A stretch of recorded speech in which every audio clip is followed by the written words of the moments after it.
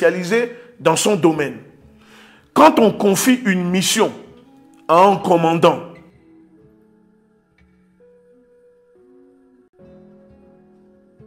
par exemple, le commandant a échoué. Il n'a pas réussi sa mission. On le met, on change le commandant. Ça ne veut pas dire qu'en changeant le commandant, qu'on le met à l'écart ou qu'il est exclu de la lutte. Non. Le 6, vous avez dirigé.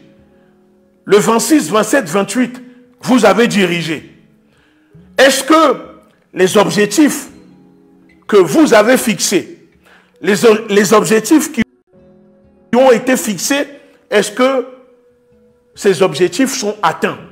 Si oui, alors il faut reconduire les commandements, les commandants à la tête des opérations.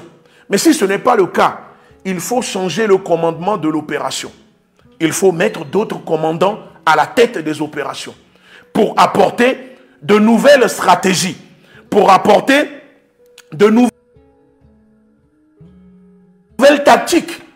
Parce que si on s'entête à maintenir le même commandement, les mêmes commandants, c'est retarder toute une mission, toute une lutte. C'est comme ça que ça se passe. À l'armée, pour ceux qui sont militaires, peuvent vous le dire. Regardez l'opération spéciale en Ukraine. Quand Poutine nomme un commandant à la tête des opérations, quand les objectifs ne sont pas atteints, Poutine change de commandant. Il met un autre général pour apporter sa manière, sa stratégie, son esprit. Par l'OTAN, l'Europe, les États-Unis contre la Russie, c'est comme ça que les Russes arrivent à dominer. Moi, je sais ce qui se passe sur le terrain. Je suis en Russie. Je vais dans le Donbass. Je vois ce qui se passe sur le Donbass. Je sais.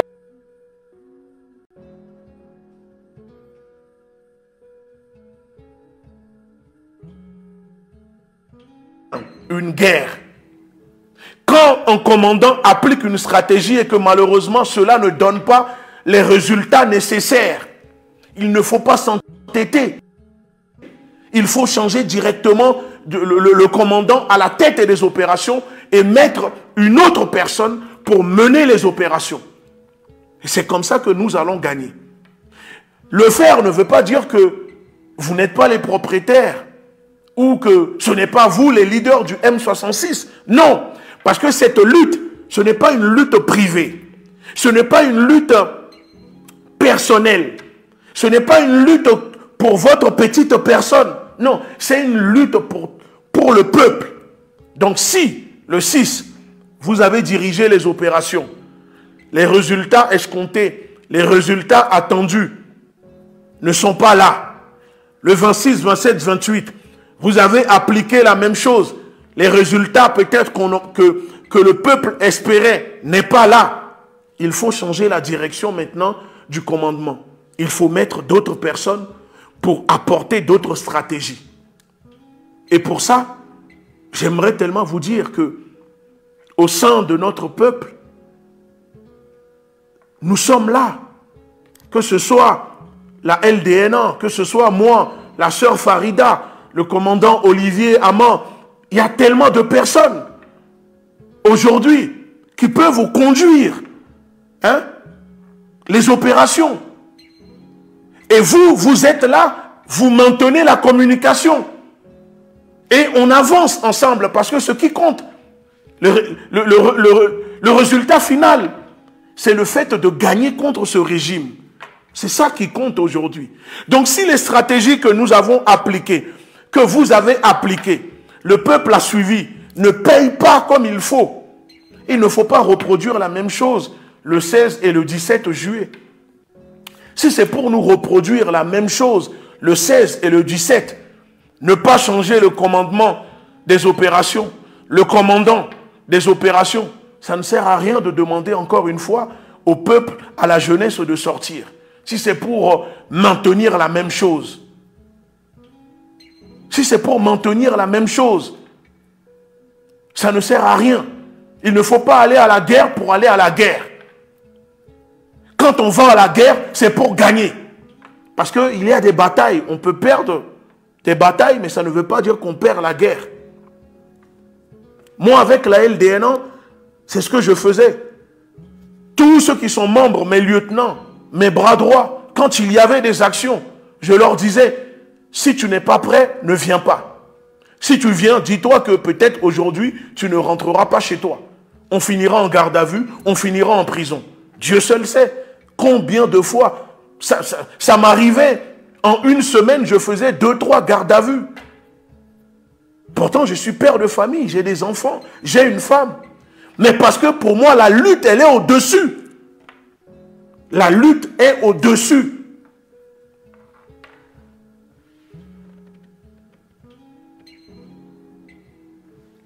La lutte. Vous comprenez? La lutte est au-dessus de mes enfants, de ma propre famille. Parce que c'est ça, quand on est engagé. Donc, je vous dis, chers blogueurs, chers influenceurs, les membres du mouvement M66, vous pouvez garder, maintenir la direction de votre mouvement. Mais il faut vous entourer des autres mouvements, des autres militants, des autres activistes. On peut ensemble former ce que j'appellerais un espèce de think tank à côté de vous, au sein de ce mouvement. C'est-à-dire que le mouvement M66 peut regrouper plusieurs collectifs, mouvements de la société civile, personnalités comme nous, militants, activistes, pour former une espèce de collectif au sein du mouvement M66. Et l'unité, l'union ne veut pas dire uniformité. Ce n'est pas parce que nous allons faire union contre le régime de Faure Gnassingbé que ça veut dire que c'est l'uniformité. Non, chaque mouvement garde son agenda. Chaque mouvement garde ses idées. Mais on peut faire l'union pour combattre l'ennemi commun que nous avons, qui est le régime de Faure Gnassingbé. Mais pour cela, il faut changer de stratégie. La dernière fois, depuis le début, je vous dis, vous ne pouvez pas mobiliser les jeunes pour combattre le régime si vous n'expliquez pas, si on n'explique pas aux jeunes Togolais comment la France, l'impérialisme français, soutient ce régime, comment le néocolonialisme est responsable de la souffrance du peuple togolais. Et vous ne pouvez pas mener cette lutte sans dire aux Togolais de manifester contre la France au Togo. Alors que c'est la France qui continue à fournir les gaz lacrymogènes, les munitions, les blindés, qui apporte son expertise à travers ses coopérants militaires à la gendarmerie, à la police, à l'armée, pour mater les manifestants. On ne peut pas continuer à manifester tout en laissant, en épargnant les intérêts de la France au Togo. Touchez aux intérêts de la France au Togo et vous verrez comment le régime de Faure Gnassingbé sera fragilisé. Parce que Faure Gnassingbé est maintenu à la tête du Togo pour préserver pas les intérêts de sa famille, mais l'intérêt de l'oligarchie occidentale, de l'oligarchie française, l'oligarchie européenne. C'est cette oligarchie qui pille le Togo. C'est pour cette oligarchie que Faure Gnassingbé tue les Togolais. Si ça tenait qu'à Faure Gnassingbé, mais vous croyez qu'il a besoin de tuer autant les Togolais parce que les Togolais sont en colère? Mais il obéit. Il reçoit des ordres qu'il doit appliquer. Quand Faure Gnassingbé va faire de la médiation, nous on est à côté avec les Russes. On sait, quand on parle de médiation, on sait c'est quoi. Vous savez pourquoi Faure Gnassingbé, le régime togolais, court pour faire de la médiation? C'est l'Union européenne qui désigne Faure Gnassingbé pour aller faire de la médiation dans le conflit entre le Congo et le Rwanda. Ce n'est pas Faure Gnassingbé qui se lève lui-même pour aller faire de la médiation. Et pourquoi la médiation? Parce que quand un État, un régime fait de la médiation, il y a des retombées financières. Il y a des retombées financières. Ne croyez pas que Faure Gnassingbé a fait de la médiation gratuitement pour l'AES ou fait de la médiation gratuitement pour le Congo. Non, il y a des retombées financières. C'est ça qui permet au régime d'accéder auprès des institutions de Bretton Woods, la Banque mondiale, le FMI, ces organisations occidentales qui endettent nos États. Parce que Faure Gnassingbé, son régime a besoin tout le temps de liquidité. Parce que tous les mois, il faut rembourser les créanciers au Togo.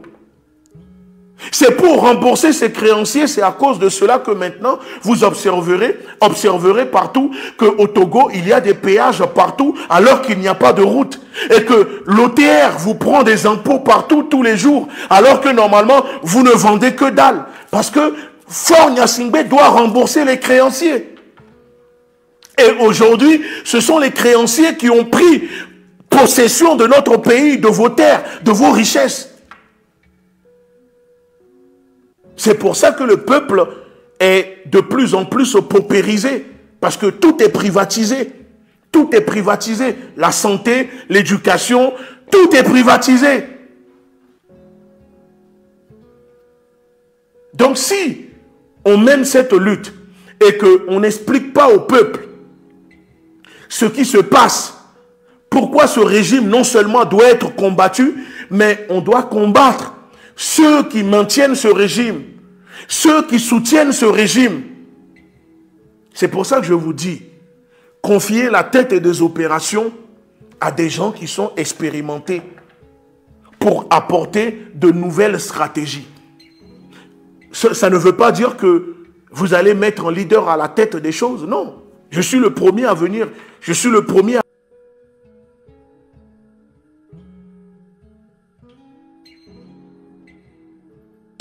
du 16 et du 17. Il ne faut pas juste dire aux Togolais, sortez le 16 et 17, empêchez les élections municipales. Non, si c'est à chaque fois, on doit être des réactionnaires. Moi, je ne veux pas continuer à soutenir une lutte si c'est pour juste être des réactionnaires. En gros, on attend, dès qu'il y a un événement, on met une date, on dit aux Togolais de sortir. Ça, ce n'est pas une stratégie. Ce n'est pas une stratégie. On ne peut pas continuer à être réactionnaire en choisissant des dates en fonction des événements qui se déroulent au Togo. Mais on doit avoir notre propre agenda. On doit s'imposer, imposer nos propres dates, imposer nos tactiques sur le terrain. Pas parce que il y a ça qui... Non, ce n'est pas ça, ce n'est pas comme ça. Aujourd'hui, nous autres, nous avons l'expérience parce que nous avons mené cette lutte-là, que ce soit avec le Mali, le Niger, le Burkina, bien avant que l'AES soit lancée. Nous étions sur le terrain au Mali. Le Mali nous a servi de laboratoire révolutionnaire sur comment dégager le néocolonialisme, l'impérialisme. Nous avons l'expérience aujourd'hui. On peut le mettre à disposition pour le Togo. Expliquer aux Togolais la stratégie, comment harceler les forces du désordre, les nations en uniforme, les miliciens, comment contrer telle chose, telle chose. Il faut organiser la résistance. Si la résistance n'est pas organisée, on peut continuer comme ça pendant 1 an. Ce qui va se passer, c'est que nous allons habituer le régime à ces mouvements, ces actions réactionnaires, ces comportements réactionnaires, et à la fin, le régime sera habitué et n'aura plus peur. Parce qu'ils vont se dire, bof, on sait déjà ce qui va se passer.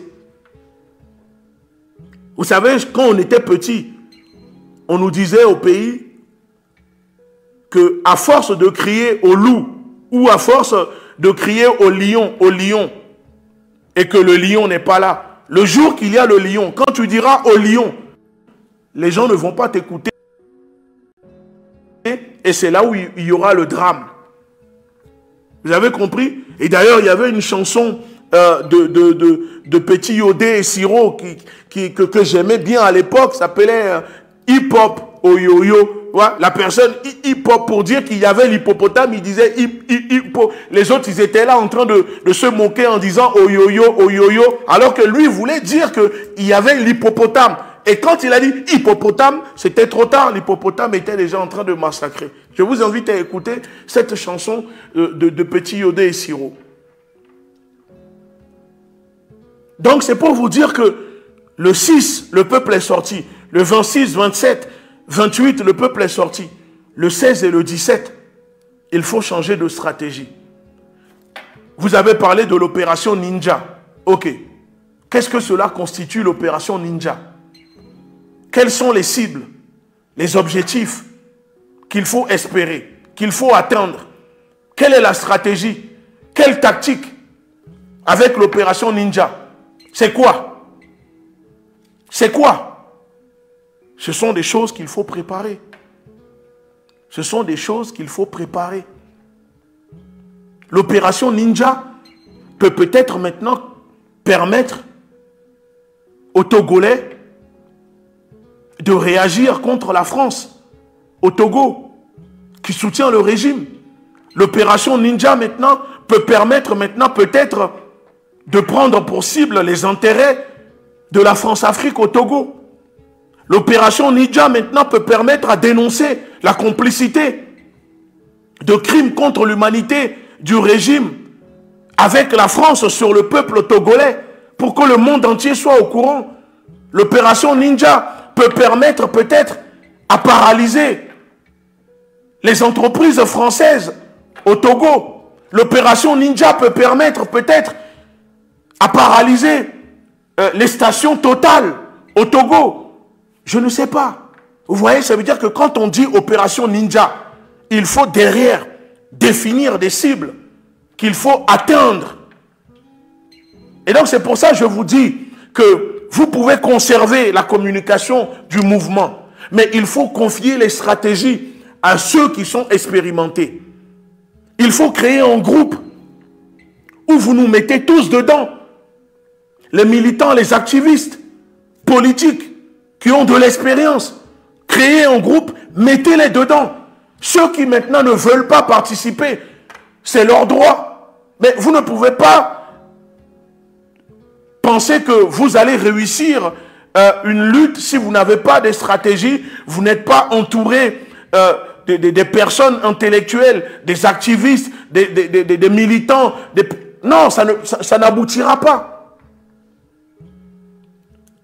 On s'en fiche d'être devant.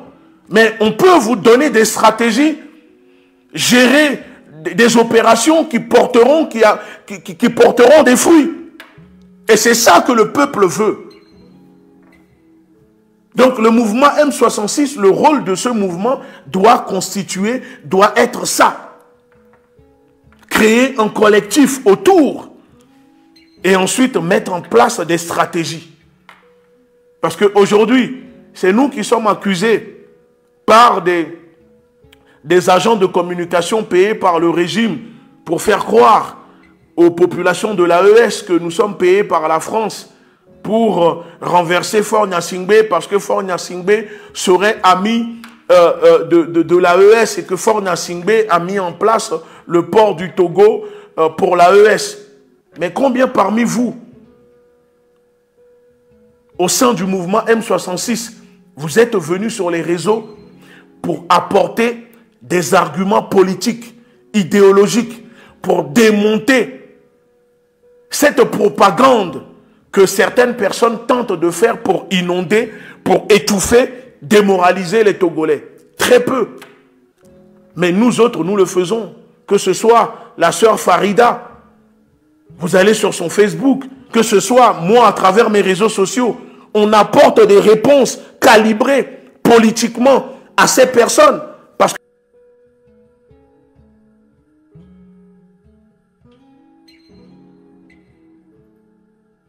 c'est vous qui gérez la communication. Nous, on peut vous dire, regardez, telle personne vient de faire telle vidéo. La vidéo a fait tel nombre de vues. Reprenez la vidéo, répondez avec ça. Apportez ces éléments de langage. Répondez comme ça. Démontez cela.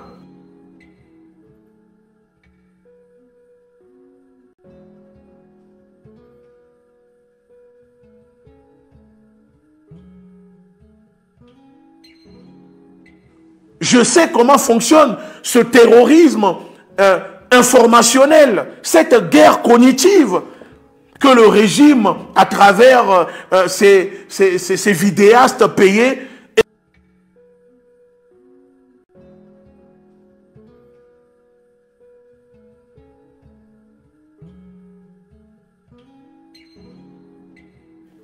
d'être ce que vous êtes, pas de problème.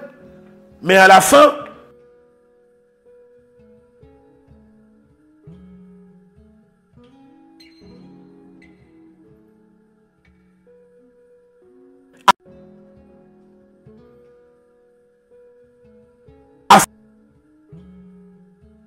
affaibli. Et ce n'est pas l'objectif. Parce que peu importe les méthodes, l'objectif final, c'est la victoire, la libération de notre peuple. C'est ça qui compte. Donc c'est pour cette raison que je profite pour conclure en disant que j'ai vu aussi la sortie sur France 24 de notre compatriote Amron. Il y a des choses où je suis d'accord avec lui et il y a des choses où je ne suis pas d'accord. Mais vous ne m'avez pas vu venir prendre la parole pour lui dire non. Il y a des choses où je ne suis pas d'accord. Mais il a le droit de penser ainsi, j'ai le droit de penser autrement. Je ne suis pas d'accord quand je vois qu'il essaye de dédouaner Faure Gnassingbé en disant que Faure Gnassingbé n'a pas donné les ordres pour qu'il soit torturé, pour qu'il soit arrêté.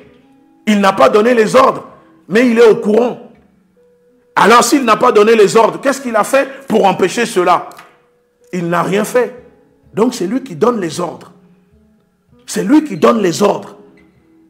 C'est encore grave de dire qu'il n'a pas donné les ordres que de dire qu'il a donné les ordres. Pour moi, c'est encore plus grave.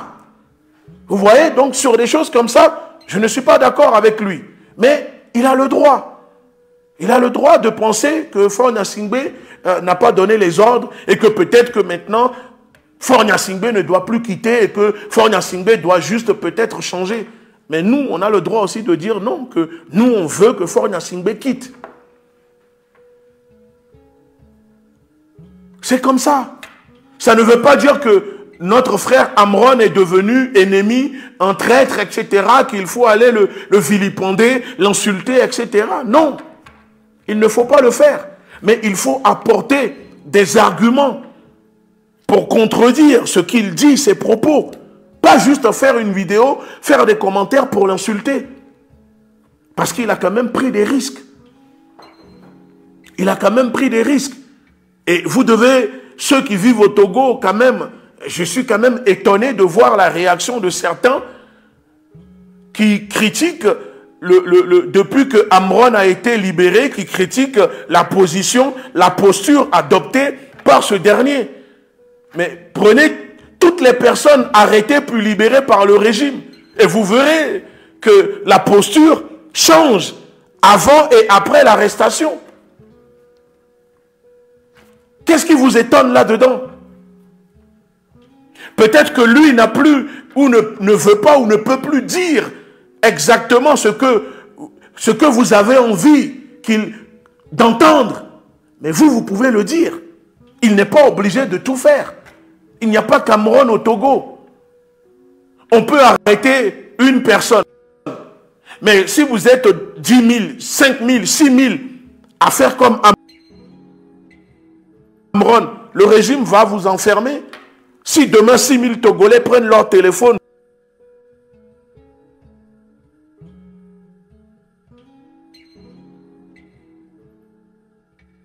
on sait qu'en face, il y a seulement une personne. Quand Amron avait pris la parole et quand il a été interpellé, qui au Togo a fait la même chose?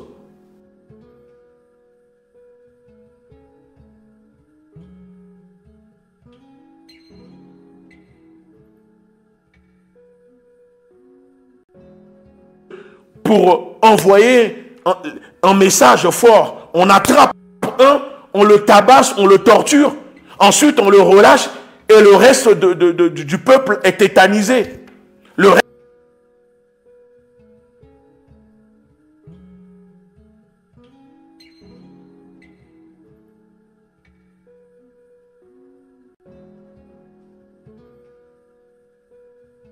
des Amron au Togo. Allumez vos téléphones. Dites les choses. C'est vous qui subissez. C'est vous qui vivez cela.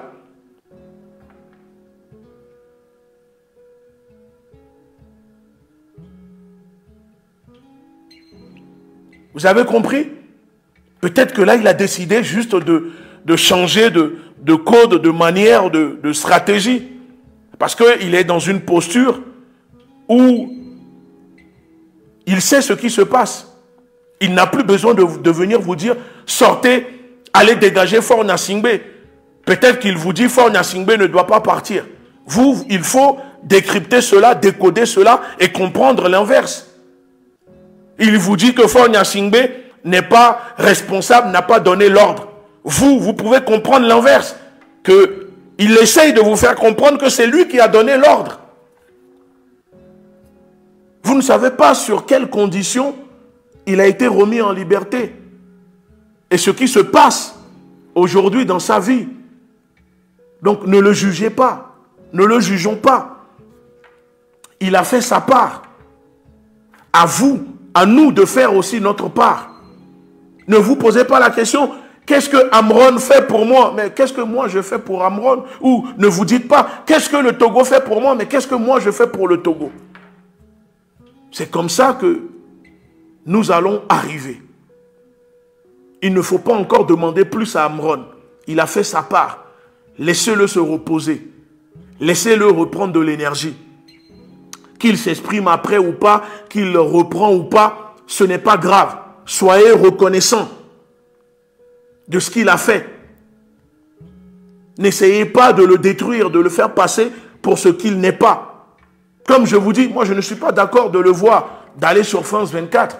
J'aurais aimé qu'après sa sortie, qu'il donne sa parole, hein, peut-être au M66, dans un live ou un média panafricain, des médias engagés, ou peut-être qu'il aille dans le live de Ferdinand Haïté.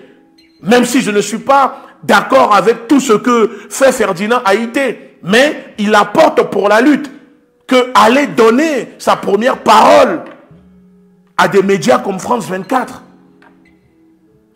Moi, c'est mon opinion, c'est ma vision. Parce que je suis panafricaniste. Je suis formé à l'école panafricaine. Donc, il y a des gens qui ne vont pas comprendre. Mais les panafricains comprennent. Parce que France 24, ce sont des outils de la propagande france-africaine. Laurent Gbagbo a fait les mêmes erreurs. Pendant son incarcération, Afrique Média, les médias panafricanistes le défendaient. Quand il a été libéré, première interview, c'était sur France 24. Pourquoi? Alors qu'on a des médias. Donc c'est tout, moi c'est tout ce que je peux lui reprocher. Mais ça ne veut pas dire qu'il a trahi la lutte, non.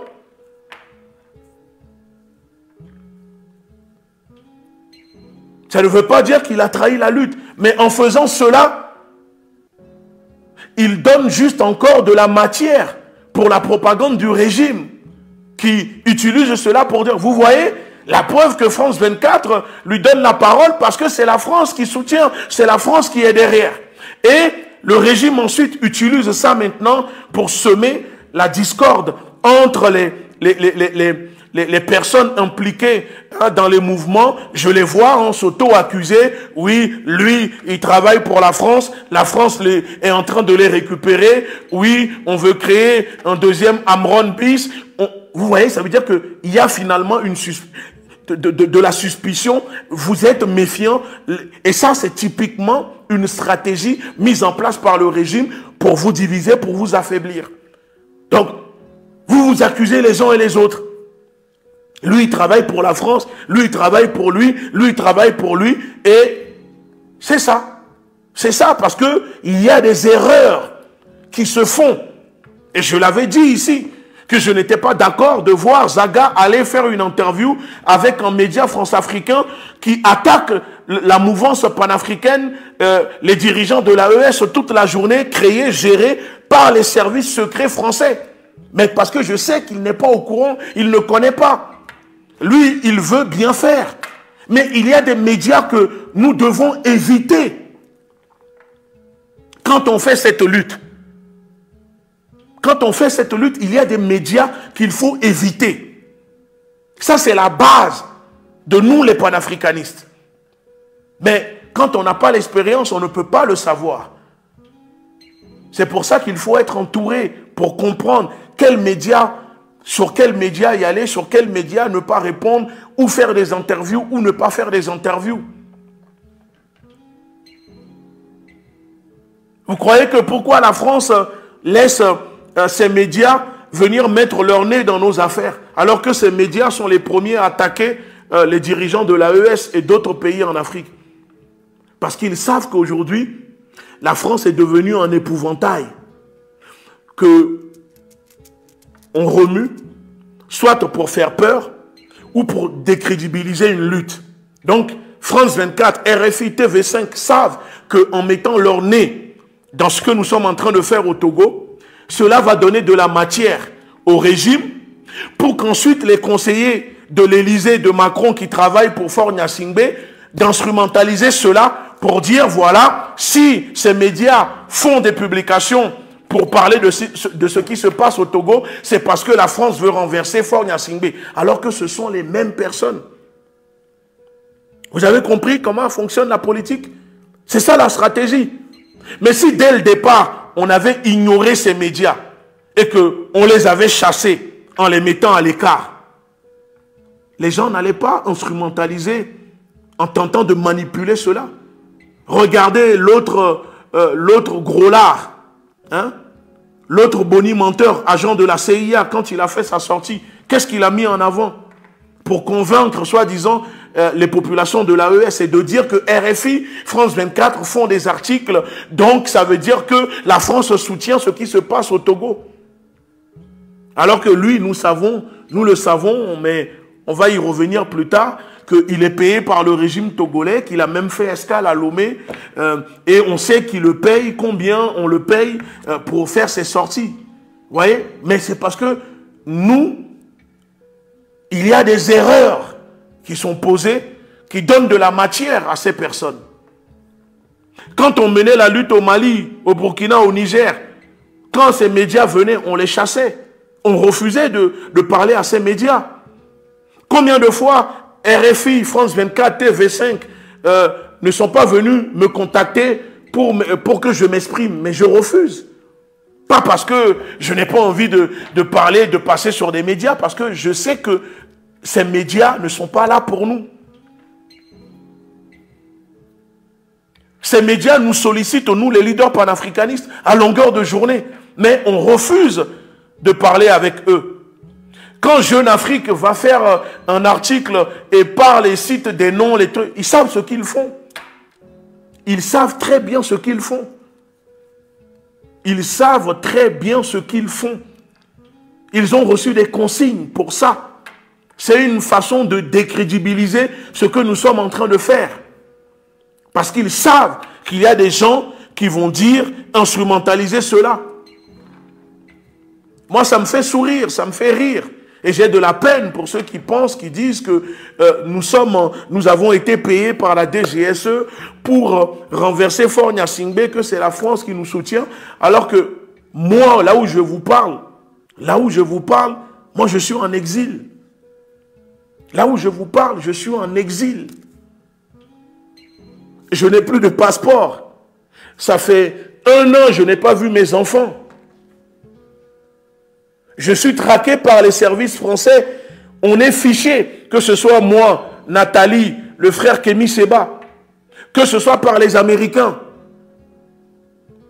Je suis sous sanction de l'Union européenne. Je sais que les gens ne se rendent pas compte de ce que ça veut dire. Et il y a des gens qui vont jusqu'à dire, oui, que je me suis arrangé avec la France pour se faire sanctionner. Mais vous voyez, c'est pour vous dire que on entend tout, on lit tout, mais on ne répond pas à tout. Parce que c'est comme ça, c'est la politique. C'est de la manipulation. L'art de manipuler. Je vous invite à lire le livre de Freud, Comment manipuler l'opinion en démocratie. Quand vous n'avez pas de matière, de narratif à vendre au peuple pour les manipuler, il faut en créer pour manipuler. Donc, des gens où nous sommes sanctionnés. Compte bancaire bloqué, gel de nos avoirs, interdiction de l'Union européenne.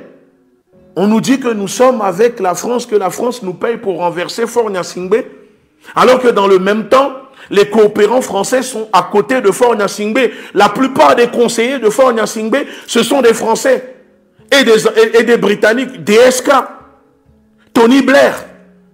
Mais c'est nous qu'on accuse, soi-disant que nous, on est payés par la France pour renverser Faure Gnassingbé, alors que nous sommes traqués par la France. Vous savez comment nous faisons, nous, pour survivre? Vous ne le savez pas. Ce n'est pas parce qu'on n'expose pas notre vie à longueur de journée sur les réseaux pour vous montrer que... Non, il ne faut pas croire.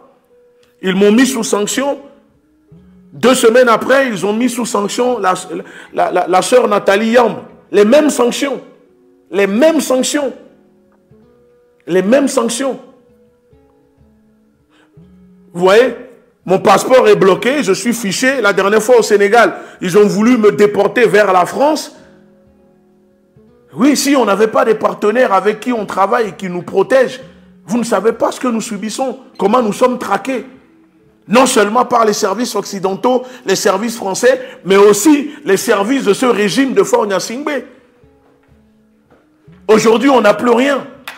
Mais on ne vient pas se plaindre au peuple pour dire oui, non. Alors quand vous venez et que les gens viennent vous manipuler et que vous tombez là-dedans, ça fait de la peine. Ça fait de la peine. Ça fait de la peine. Mais cela ne nous empêche pas de continuer cette lutte-là. Parce que ça fait des années que nous sommes dedans. Donc c'est pour dire à mes camarades blogueurs et influenceurs togolais que ce n'est pas parce que ça fait 1 mois que vous avez commencé cette lutte-là que vous allez abandonner parce que des gens vous attaquent, des gens vous critiquent, des gens vous insultent, hein, ou que parce que vous avez des difficultés, ou parce qu'on vous convoque, ou que vous perdez votre travail. Ah, ça fait seulement 1 mois. Hein. Nous, ça fait des années que nous vivons là-dedans. Alors, vous n'allez pas abandonner. Ce que vous avez commencé, nous irons au bout, tous ensemble. Personne ne quittera le navire. Pas avant qu'on arrive à destination. Personne ne quittera le navire. Et ce n'est pas la peine, comme je dis, chacun a sa manière de faire. Je sais que parmi vous, il y en a qui disent que nous, la LDNA, nous sommes trop brutes, nous sommes trop dans la radicalité. Mais ce n'est pas un problème. C'est pour ça aussi que nous avons nos partisans, que ce soit au Togo ou en Afrique, qui soutiennent, qui acceptent nos méthodes, notre radicalité. Ça ne me dérange pas. C'est parce que je sais comment fonctionne le système. On ne peut pas combattre ce système en utilisant leur propre paradigme pour les combattre. On ne peut pas combattre ce système en étant,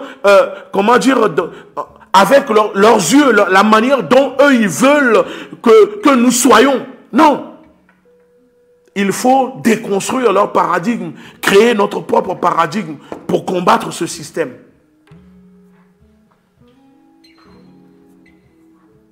Moi, j'ai rencontré des émissaires que le régime togolais m'avait envoyés à Paris, il y a 4 ans en arrière. J'ai rencontré des émissaires de ce régime. J'ai toujours les enregistrements. Et notre réponse a été catégorique. Notre réponse a été catégorique. Et c'est pour cette raison qu'ils ont commencé après à traquer nos militants. Et donc, on a décidé de les mettre en mode off. Parce que quand on a fait démanteler le réseau pédopornographique à Tchévier, c'est moi, c'est mon organisation qui a fait interpeller ce réseau, qui a démantelé ce réseau.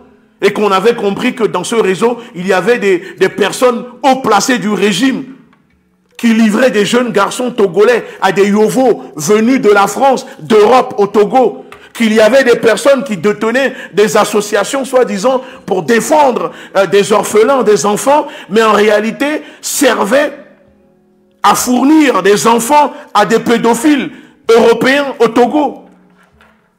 Vous ne savez pas ce qui se passe au Togo. Vous vivez au Togo, mais il y a plein de choses qui vous échappent.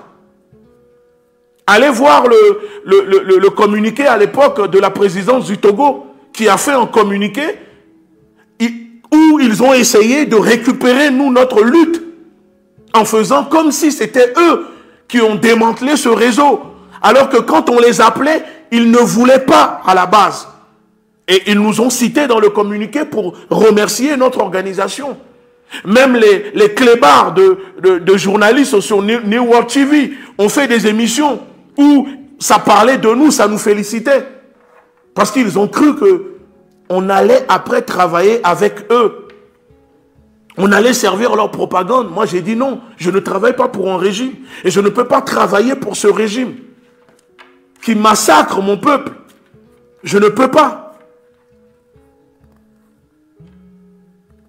Donc, les gens aujourd'hui, peut-être, qui ne nous connaissent pas, qui nous découvrent, on n'a pas commencé la lutte là aujourd'hui. Quand j'ai fait chasser Faure Gnassingbé de son hôtel à Paris, on a dit aux Togolais, venez. Quand on est parti, il n'y avait aucun Togolais.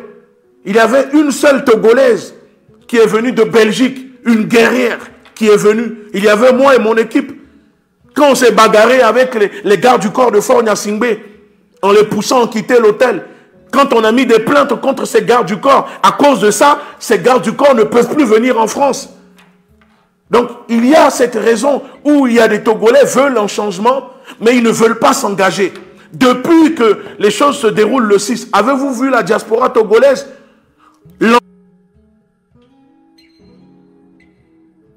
Pour aller occuper l'ambassade de France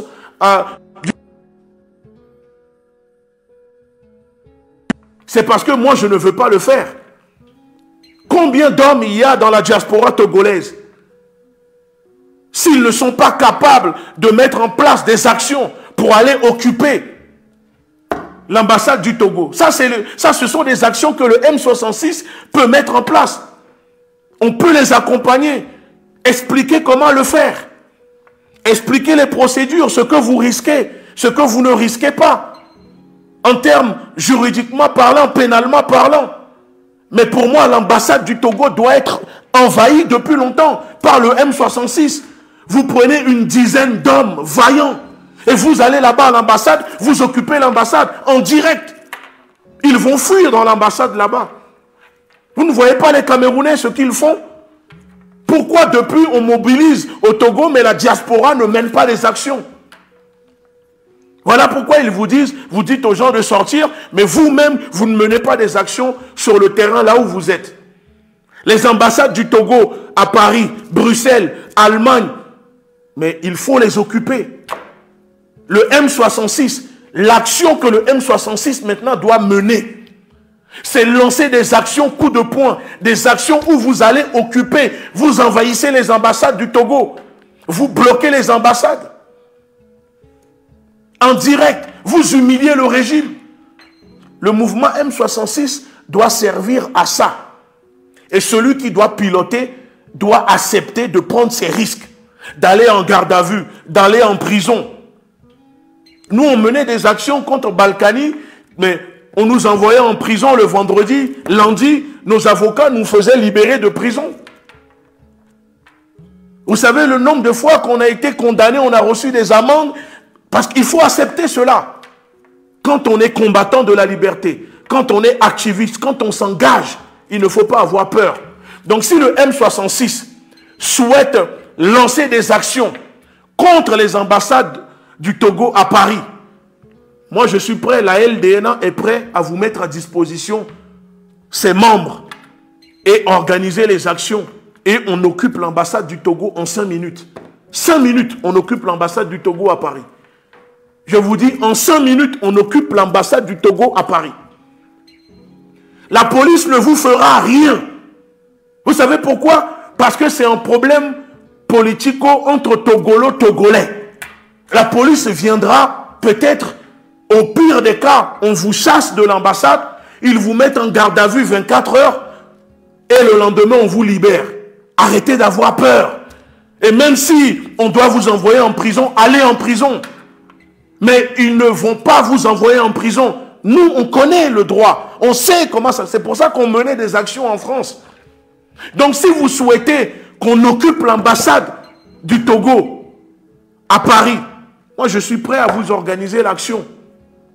C'est facile. Et on occupe l'ambassade en direct, en live.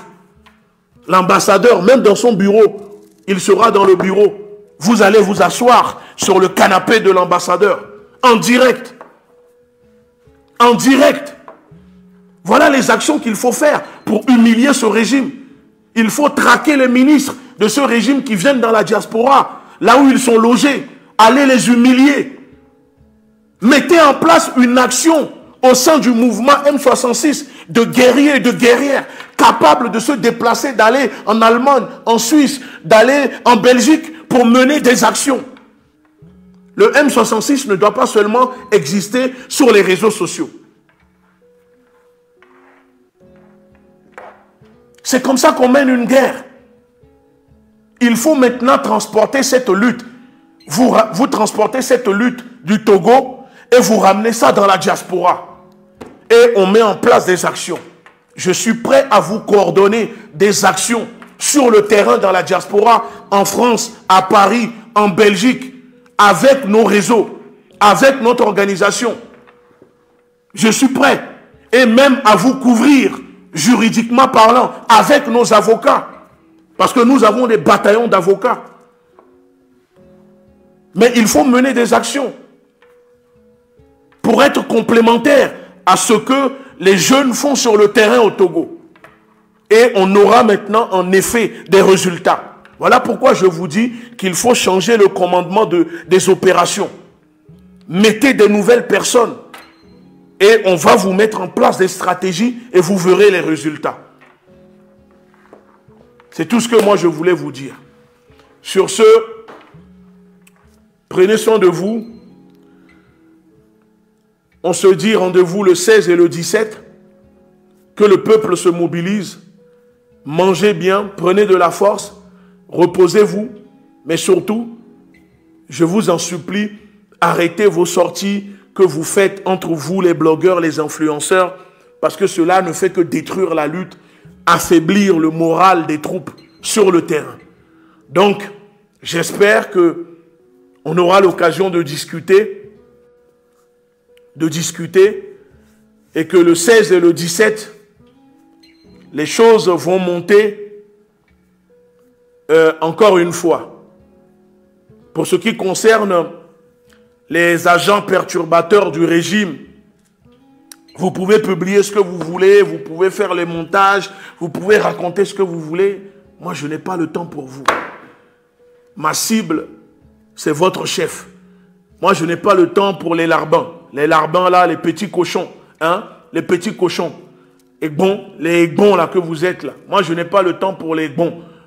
On les égorge, on passe à autre chose. Nous, c'est le chef qui nous intéresse. Dites à votre chef de venir lui-même, qu'il arrête de vous envoyer. Vous êtes des petits merdeux, hein? Vous êtes des petits caca pour moi. Tout ce que je vous dis, c'est allez vous faire cuire en œuf. Je n'ai pas votre temps, je ne vais même pas vous répondre. Si je vous réponds, c'est vraiment parce que voilà, j'ai envie de vous taquiner, hein? Mais vous êtes insignifiant. Vous êtes comme un grain de riz devant moi. Donc moi, c'est votre chef qui m'intéresse. Je n'ai pas le temps pour vous. Les gens, le peuple vous répond déjà. Moi, vous ne m'intéressez pas. Vous comprenez ou pas? Vous ne m'intéressez pas. Parce que vous êtes juste des tétrapodes, hein, pour moi. Et donc, les tétrapodes, on les écrase. Et on passe à autre chose. On n'a pas le temps pour ça. Allez vous faire cuire en œuf. C'est tout ce que je peux vous dire. Enfilez-vous à la queue leu les uns et les autres. Faites ce que vous voulez. Mais on ne va pas vous répondre. Vous n'allez pas nous distraire. Vous n'allez pas créer la diversion. On tape sur votre chef. C'est lui notre cible. Et le fait qu'on tape sur lui, c'est pour ça qu'il vous envoie. Parce qu'il sait qu'il a besoin de vous pour se protéger. Mais ça, on laisse le peuple, hein, nos jeunes combattants sur les réseaux, hein, la brigade numérique s'occupe de vous. Nous, on s'occupe de votre patron, de votre chef. Vous avez compris ou pas? Voilà, donc au Togolais, traquez tous ces personnes-là sur les réseaux, qui ratez-les. Ça, c'est votre travail sur les réseaux. Occupez-vous d'eux. Nous, on est occupés avec leur chef. Occupez-vous d'eux. c'est comme ça que ça se passe. On n'a pas le temps. Ne venez pas nous demander de répondre à telle personne, telle personne, telle personne. On n'a pas ce temps.